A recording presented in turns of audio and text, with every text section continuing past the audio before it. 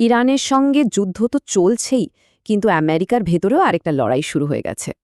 সবার নজর যখন দেশের বাইরে শত্রুর দিকে, ঠিক সেই সময়েই প্রেসিডেন্ট ট্রাম্প নিজের ঘরেই এমন কিছু করছেন যা অবাক করার মতো।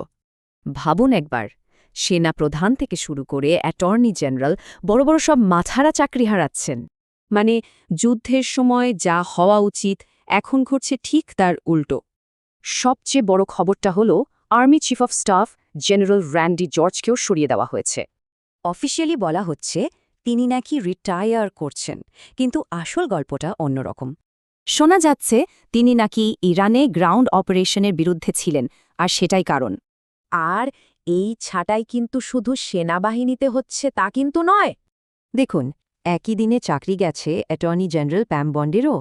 উনার নামটা কিন্তু এপিস্টাইন ফাইল সহ বেশ কয়েকটা বিতর্কে জড়িয়ে পড়েছিল। প্রশ্ন উঠছে, তাহলে কি পুরো বিচার বিভাগকেই নিজের কন্ট্রোলে আনার চেষ্টা হচ্ছে? দি অ্যাটলান্টিক ম্যাগাজিন তো বলছে এর পেছনে এক অবাক করা থিওরি আছে।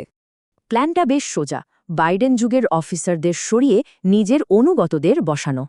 এমনকি এমনও শোনা যাচ্ছে যে এরপর টার্গেট হতে পারেন এফবিআই ডিরেক্টরও।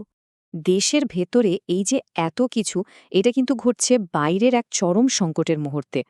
মানে একদিকে যুদ্ধ, দেশে বিক্ষোভ, আবার এখন এই লিডারশিপের সমস্যা। তো লিডারশিপই যদি এমন নড়বড়ে হয়, আমেরিকার সামরিক শক্তি কি তাতে দুর্বল হবে না? তাহলে ট্রাম্প কি তেহরান দখলের আগে নিজের ঘর পরিষ্কার করছেন, নাকি উল্টো নিজেকে দুর্বল করছেন? এটা কি ক্ষমতার আস্ফালন, নাকি এক বিপজ্জনক খেলা? সময়ই এর উত্তর দেবে।